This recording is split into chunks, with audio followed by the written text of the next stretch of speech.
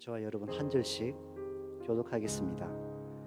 예수께서 말씀하셨다. 어떤 사람에게 아들이 둘 있는데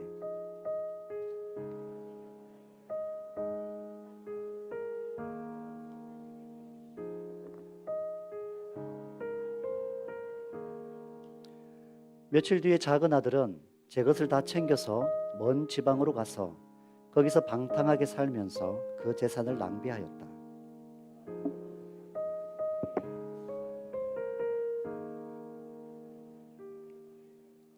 그래서 그는 그 지방의 주민 가운데 한 사람을 찾아가서 몸을 의탁하였다. 그 사람은 그를 들로 보내서 돼지를 치게 하였다.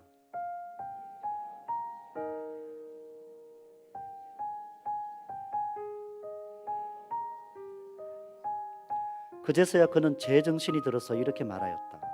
내 아버지의 그 많은 품꾼들에게는 먹을 것이 남아도는데 나는 여기서 굶어 죽는구나.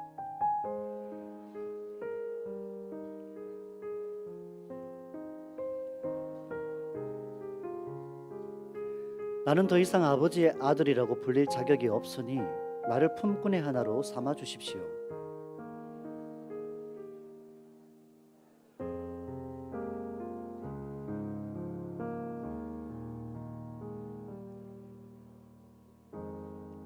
아들이 아버지에게 말하였다.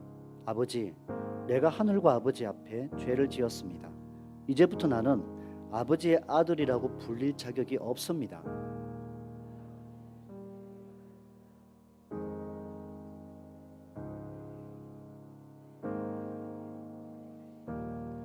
그리고 살찐 송아지를 끌어다가 잡아라. 우리가 먹고 즐기자.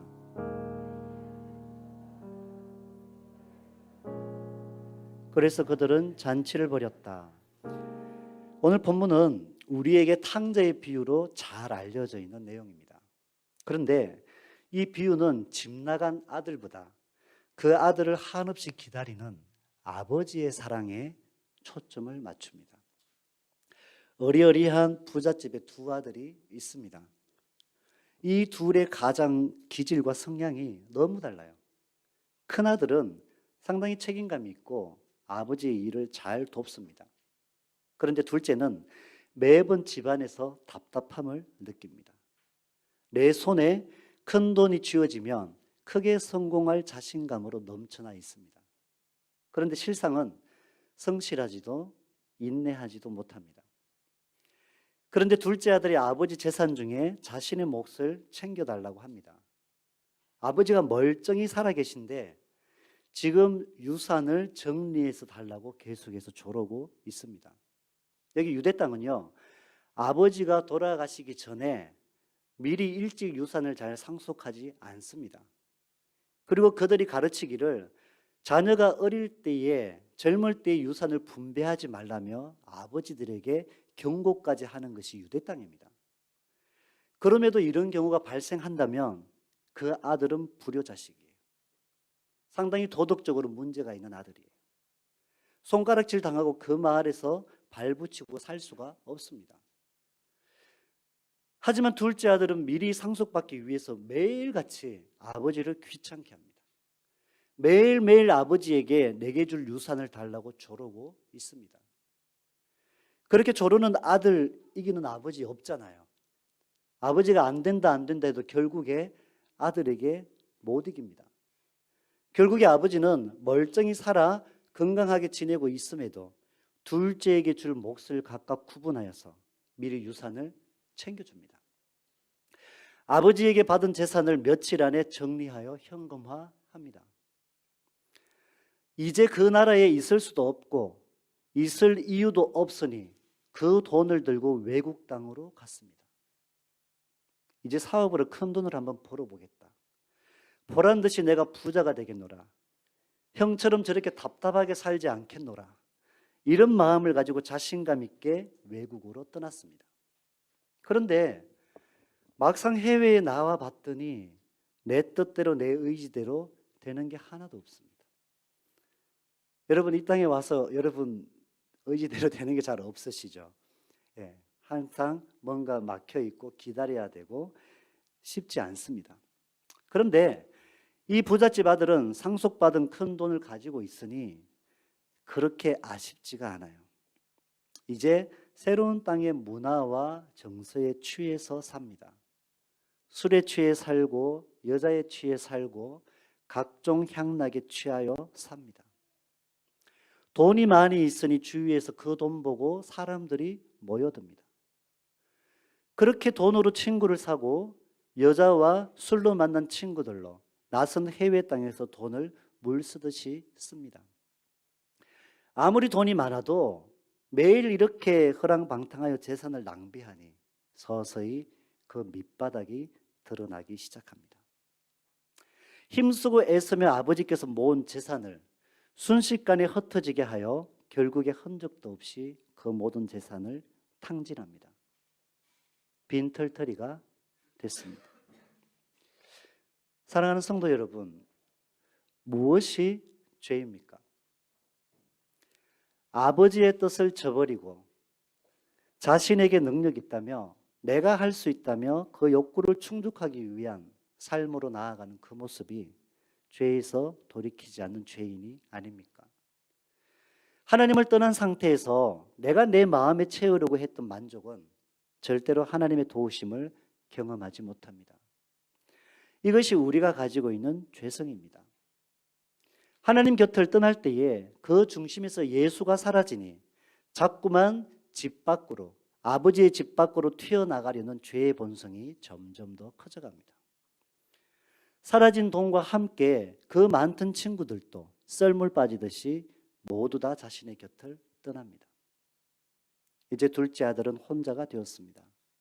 주위에 아무도 없습니다. 더구나 이 땅에 극심한 흉년이 들었습니다. 이제 둘째 아들은 궁핍함에 처합니다. 한 번도 굶주림이 뭔지 몰랐던 둘째가 지금 생존의 어려움을 당합니다. 그 많은 것을 누리고 부으라 마시라 하였던 아들이 이제 굶주림 속의 생존을 위해서 무엇이라도 붙잡아야 하는 상황입니다. 그래서 돈이 많을 때 사귀어 놓았던 어느 한 친구를 자신이 찾아갑니다. 그 사람에게 비리부터 기생하게 됩니다. 얼마 전 기생충이라는 영화가 세계적으로 이슈가 되었던 적이 있습니다. 이 기생충은 스스로가 살아갈 수 없는 벌레입니다. 그래서 숙주라고 해서 사람이나 동물이나 그 몸속에 기생하면서 그 양분을 빨아먹으면서 생존하는 게 기생충입니다. 모든 것을 풍족하게 누렸던 둘째 아들이 아버지의 집을 떠나와 자기의 욕구대로 했더니 이제 누구에게 기생하며 살아야 되는 이런 입장으로 전락을 합니다. 독립적으로 살아갈 힘이 없어 숙주의 몸속에서 양분을 빨아먹던, 그렇게 돈으로 만났던 지난날 친구에게 붙어 있습니다. 그 전에 돈으로 사귄 친구였는데 그가 들판으로 보내어서 돼지를 치게 합니다. 유대인에게 돼지는 부정한 짐승입니다. 먹질 않습니다. 손도 대지 않습니다. 그런 일을 하지도 않습니다. 이것은 그를 모욕하는 일입니다. 그럼에도 불구하고 이 둘째는 먹고 살기 위해서 돼지를 치며 돼지가 먹는 쥐염 열매를 옆에서 함께 먹습니다. 그렇게 굶주린 배를 채웁니다. 그런데 이제 더 가뭄이 심해지니 돼지가 먹는 쥐염 열매조차도 주지를 않습니다. 하나님을 멀리 떠난 사람들이 회개하고 돌아올 때 보면 그가 죄의 노예 상태에 묶여 있다가 하나님의 아들로 회복된 증거들이 있습니다. 그런데 이제는 얼마나 극심한 가뭄인지 쥐염 열매도 줄 사람이 없으니 이 정도의 극한 상황에 처하니 이 둘째가 이제 내가 죽겠구나라는 생각을 합니다. 비로소 내가 죽게 되었다라고 하는 현실을 인식하게 되었습니다. 가산을 다 탕진했지. 여기는 먼 나라 외국이지. 내 꼴은 거지 꼴이지. 이제 내가 살 수 있을까라는 걱정에 휩싸였지. 브레이크가 없으면 이후의 결말이 어떠할지를 뻔하게 알면서도 두 눈 뜨고 돌이킬 수 없는 지경까지 이르는 것입니다. 그런데 여기서 한 발짝만 더 나아가면 다시는 돌이킬 수 없는 그러한 상황이 될 텐데 이 둘째 아들이 그 한 걸음을 남기고선 자신의 모습을 돌아봅니다. 이러다가 나 정말 죽겠다. 아들은 조금만 더 지체하면 내가 죽게 된다는 사실을 절실히 느꼈습니다. 그래서 이후의 날들을 생각하며 앞날을 생각하며 회개를 결단했습니다. 아버지는 완고하고 고집불통이고 답답하신 분이라고 잘못 알았었는데 지금 자신의 현실을 바라보니까 이제 아버지가 어떤 분이신지를 알게 되는 것입니다. 아버지의 뜻을 거역하고 내 생각대로 결정한 모습이 지금 죽게 된 현실임을 비로소 인식합니다. 이러한 고통의 시간이 둘째에게 없었다면 진정한 아버지의 마음과 아버지의 뜻을 알 수 없었던 자신의 어리석음을 이렇게라도 둘째가 깨닫게 되었습니다. 이것이 은혜입니다. 이제 결심합니다.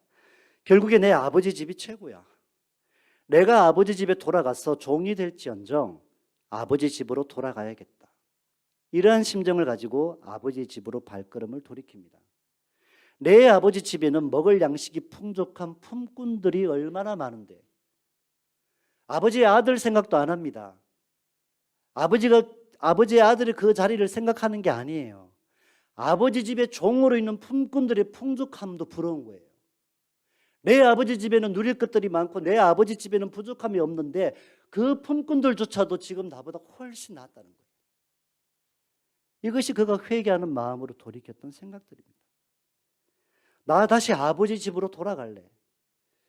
내가 아버지께 용서를 구해야겠다. 하나님과 내 아버지께 용서받지 못할 죄를 지었으니 이제는 나를 품꾼으로만 받아주셔도 나는 바랄 것이 없다라는 얘기입니다. 아들의 이 말에 죄를 지었사오니 이것은 우리에게 주시는 말씀입니다. 죄인 된 우리의 존재를 보게 하십니다. 여기서 회개하는 아들을 볼 때에 이 아들은 아버지에게 아들로서 무엇을 요구하는 기대가 없습니다. 단지 내가 죽을 죄를 지었사오니 어떠한 모양으로라도 나를 받아만 주십시오가 아들이 회개하는 마음인 겁니다.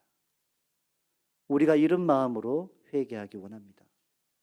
우리의 자리를 들고 일어나기 원합니다. 그리고 아들이 아버지께로 돌아옵니다. 사랑하는 성도 여러분, 우리가 사는 인생에서 오늘 내가 서 있는 곳에 그리고 내일도 서 있을 거라는 장담은 누구도 못합니다. 지금 하나님 떠나서 내가 누리고 있는 이것들이 언제까지나 계속될 것이라고 누가 확신할 수 있습니까? 지금 내가 누리고 소유한 것들이 언제까지나 내 것인지도 알 수도 없는 겁니다. 불확실한 것들을 소유하고 취하고 즐기기 위해서 아버지 하나님의 집을 너무 멀리 떠나 있진 않습니까? 하나님의 뜻을 나에게 말씀하시는데도 나의 생각대로만 행동하다가 아버지 집을 떠나 여전히 밖으로 돌고 있는 내 모습은 아닌지요? 이렇듯 신부는 하나님의 자녀인데 아버지 하나님과의 긴 시간 교제가 끊어져 있는, 그래서 삶의 곤고함과 어려움과 근심의 날들이 끊이지 않는 우리의 모습은 아닙니까? 이러다 나에게 무슨 큰일이라도 벌어질 것 같은 그 위험을 감지하면서도 여전히 아버지로부터 더 멀어져 가고 있는 내 모습은 아닌지요? 그렇게 하나님 아버지의 뜻에 불순종하고 내 마음대로 살면 즐겁고 행복할 줄 알았는데 오히려 더 깊은 고통 중에 빠져 있을 때 이대로 가다가 뭔가 큰일이 날 것 같다면 지금도 늦지 않았습니다. 속히 그 발걸음을 아버지 하나님께로 돌이키시기 바랍니다. 그렇게 돌아오는 아버지의 집이 있다는 것이 천만다행입니다. 여러분, 그렇게 돌아갈 집이 있다는 게 얼마나 감사합니까? 우리가 하루 온종일 뼈 빠지게 일하고 수고하고 노력하고 우리 아이들이 열심히 공부하고 살다가 그 모든 지친 몸을 쉴 수 있고 즐길 수 있고 누릴 수 있는 내 집이 있다라고 하는 것이 얼마나 감사한 일입니까? 이 아들이 그렇게 먼 나라 가서 탕진하고 허랑방탕하게 살았어도 마음만 돌이키니 돌아갈 아버지 집이 있는 것입니다. 회개는 내가 잘못했구나 하는 데서 그치는 것이 아닙니다. 회개는 잘못을 뉘우치고 잘못을 저지르기 전으로 되돌아오는 것까지입니다. 내가 잘못했어라고 백날 생각해도 행동으로 돌이키는 것이 없다면 이것은 회개가 아닌 것입니다. 회개는 하나님께로, 아버지께로 떠나갔던 그 발걸음을 돌이켜 오는 것입니다. 그렇게 돌아올 때 하나님은 어떠한 죄였든 묻지도 따지지도 않습니다. 여기 둘째 아들을 보십시오. 풍족한 품꾼을 많이 거느리고 있는 큰 부잣집 아들이 받은 그 상속이 얼마나 많겠습니까? 그것 다 탕진하고 꼴은 만신창이가 되었는데 다시 집에 돌아갈 면목이 없어요. 그러나 내가 죽게 되었으니까 염치불구하고 아버지 집으로 돌아가는 겁니다. 지금 내가 죽게 되었는데 체면이고 자존심이고 그게 아무 필요가 없는 거예요. 그렇게 마음을 돌이키고 아버지 집으로 발걸음을 돌이켰습니다. 이국만리 떠났던 아들이 그 먼 길을 돌아 아버지 집으로 돌아가는 것입니다. 한편 아버지는 매일같이 동구밖을 내다보셨나 봅니다. 종들에게 집안일들을 시키시고 하루도 빠짐없이 아버지는 넋이 나간 듯 동구밖 아들이 집을 뛰쳐나갔던 그 길끝을 주시하고 계십니다. 비가 오나 눈이 오나 언제나 그렇게 아들이 사라진 하늘과 길이 맞닿은 그곳에 시선이 고정되어 있는 것입니다. 그런데 어느 날 저 멀리 지평선 위로 머리 하나가 떠오릅니다. 몸이 조금씩 드러나는데 내 아들입니다. 아버지가 그 먼 거리에서도 금세 자기 아들 알아봅니다. 아버지니까 알아봅니다. 그 길이 멀다고 성경은 기록하고 있습니다. 그런데 내 아버지가 아들을 알아보는 거예요. 그 먼 길을 아들이 왔다면 아버지가 쉬지 않고 냅다 달립니다. 이스라엘에서 큰 부잣집 어른이 빠르게 달려나가는 건 있을 수 없는 일입니다. 아무리 급해도 점잖게 채통을 지키고 걸어야 하는 대궐 같은 집 어른이 채통도 권위도 모든 것 다 내려놓고 집 나간 아들 맞이하러 나간다고 그렇게 뛰쳐나갔습니다. 어쩌면 신발도 신지 않고 그렇게 맨발로 나가신지도 모릅니다. 누가 뭐라고 했던 어떤 시선으로 자신을 보더라도 아버지에게는 전혀 문제가 되지 않아요. 죽은 줄 알았던 아들이 살아 돌아왔으니 무엇이 아버지의 그 마음을 가로막겠습니까? 로마서 8장 38절에서 39절은 이렇게 말합니다. 내가 확신하노니 사망이나 생명이나 천사들이나 권세자들이나 현재의 일이나 장래의 일이나 능력이나 높음이나 깊음이나 다른 아무 피조물이라도 우리를 우리 주 그리스도 예수 안에 있는 하나님의 사랑에서 끊을 수 없으리라. 아멘. 내가 주 예수 안에만 있다면 어떠한 실수와 죄 가운데 있다 하였어도 아들을 향한 지극하신 아버지의 사랑에서 어떤 것도 끊을 수 없는 것입니다. 아버지가 거짓골인 아들을 부둥켜 안고 입을 맞춥니다. 염치 없는 아들이 거저 고개를 숙이고 아버지 앞에 고백할 뿐입니다. 내가 하나님과 아버지께 죄를 지었사오니 나는 아버지의 아들이라 불릴 자격이 없다라는 얘기입니다. 죄인은 하나님으로부터 인정받을 만한 아무런 자격이 없는 것입니다. 오늘 이 회개에서 보면 회개가 하나님께도 회개를 하지만 그 나로 인해서 고통당하고 어려움 당하는 그 사람에게도 용서를 구하는 것, 이 두 가지가 함께 된다라고 하는 걸 우리에게 알려주고 있습니다. 내가 지은 죄를 하나님 앞에 회개하였다면 내 죄로 인하여 고통당하고 어려움에 처한 사람에게도 용서를 구해야 그것이 회개라는 얘기입니다. 내가 하늘과 아버지께 죄를 지었사오니 우리도 이러한 회개를 할 수 있기 원합니다. 이때 이 마음을 받으시는 아버지의 사랑이 놀랍습니다. 둘째 아들은 나는 아버지의 아들이라 불릴 자격이 없습니다 라고 말을 했음에도 불구하고 아버지는 자기의 결정대로 하십니다. 그 결정의 이유는 아버지의 한없는 사랑입니다. 하나님은 자격 없지만 아버지 품으로 돌아온 죄인 된 우리를 완전하신 사랑으로 용서하셨습니다. 이미 우리를 하나님의 자녀로 삼으셨기 때문입니다. 그 사실을 확신하시기 바랍니다. 아버지가 종들을 부릅니다. 얘들아, 제일 좋은 옷을 내어다가 이 아이에게 입히라는 겁니다. 그 거짓골에 더럽고 냄새나는 아들의 몸에, 유대 땅에서 특별히 집에 가장 귀한 손님이 VIP가 올 때 내어드리는 그 옷을 이 아들에게 입힙니다. 옷보다 돌아온 아들이 소중합니다.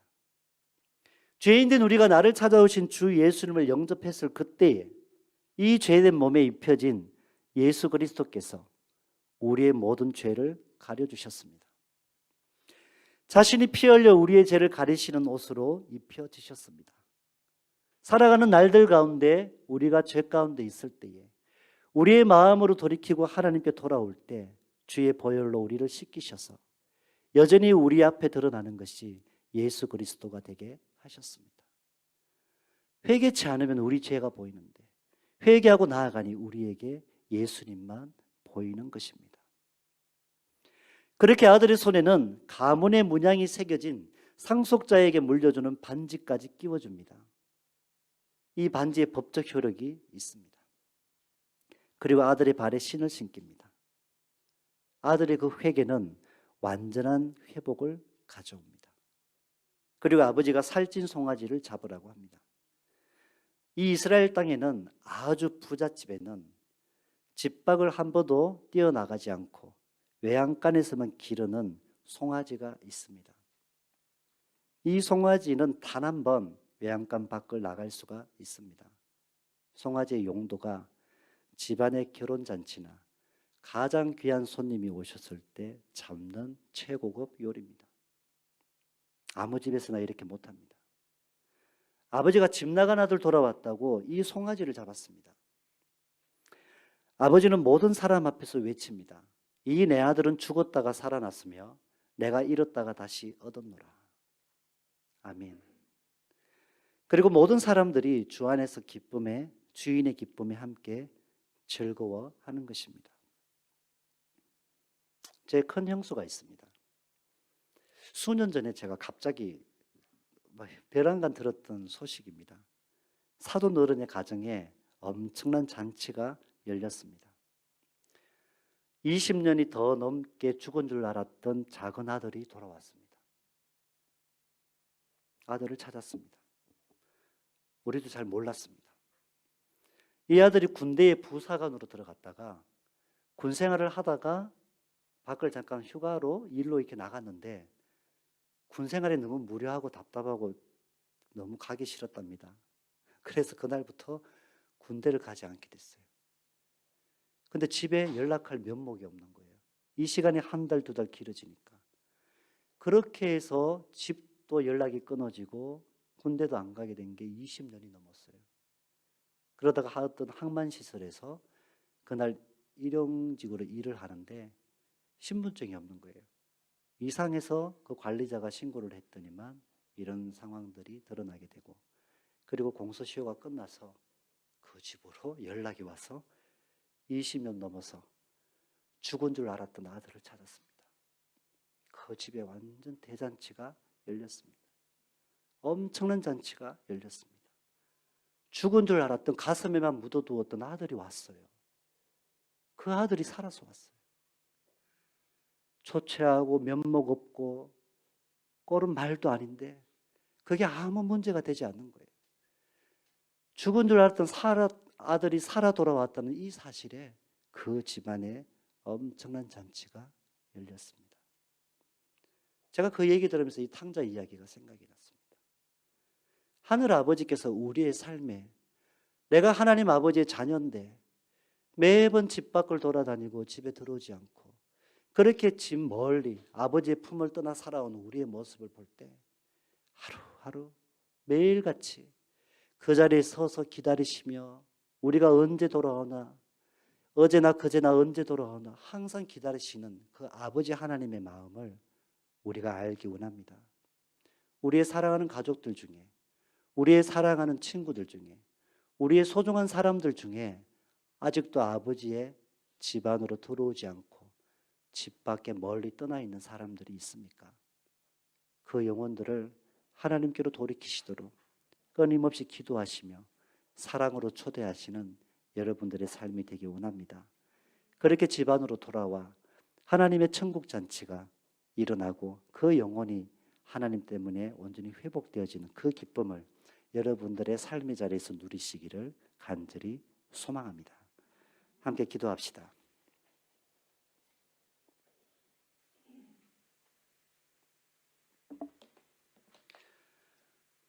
하나님,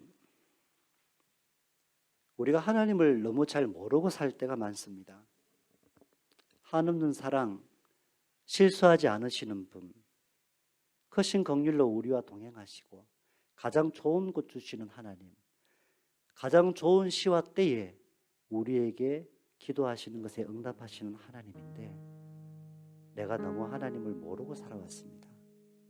하나님, 우리가 하나님을 더 인격적으로 알아가게 해 주옵소서.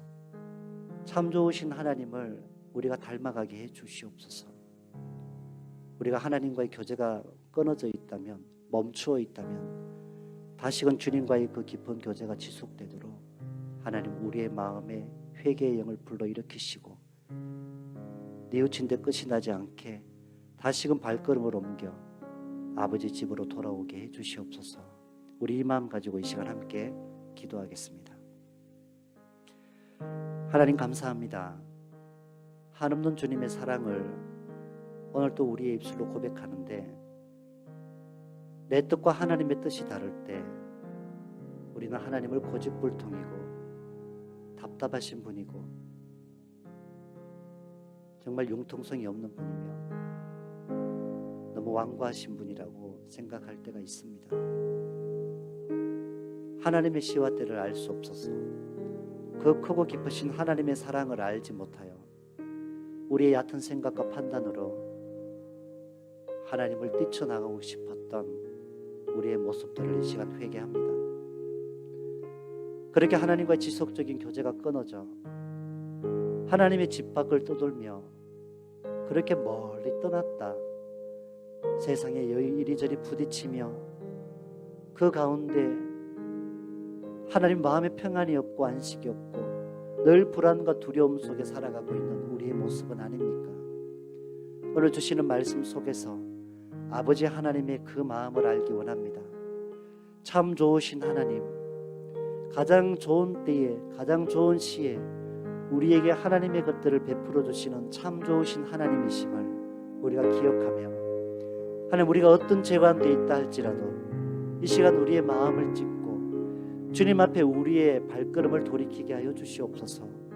주님이 주신 마음을 가지고 하나님께로 돌아올 때에 내 모습이 어찌하였던, 내 형편이 어찌하였던, 하나님 앞에 내가 어떤 면목 없는 죄를 지었던 묻지도 따지지도 않으시며 단지 그 한없는 사랑으로 품으시는 하나님 아버지의 사랑 속으로 우리가 다시 회복되게 하여 주시옵소서.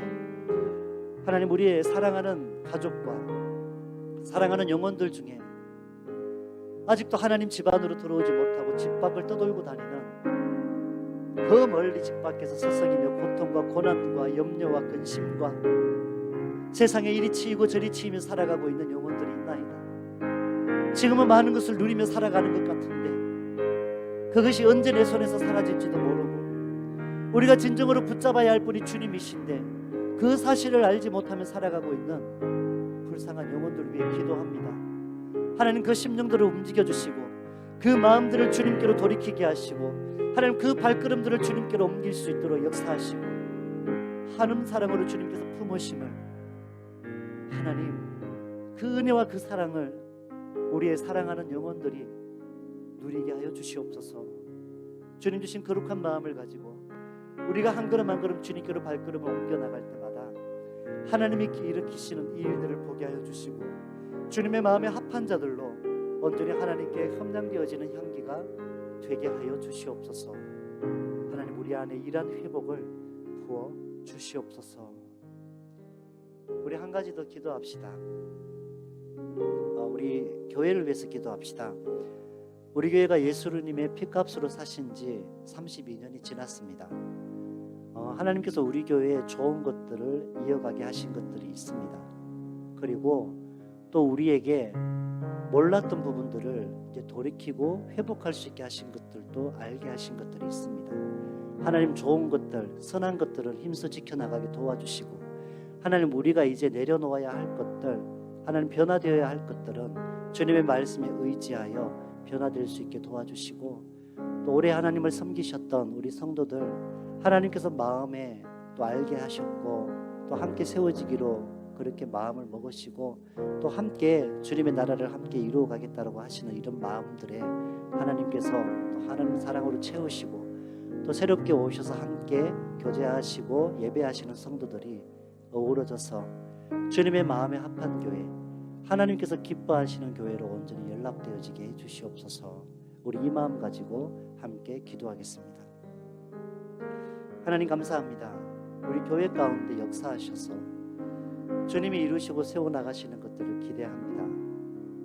아버지 하나님의 주신 마음을 가지고 우리 교회가 예수 그리스도의 피로 사신 교회이오니 주님께서 기뻐하시는 교회로 온전히 드려지기 원합니다.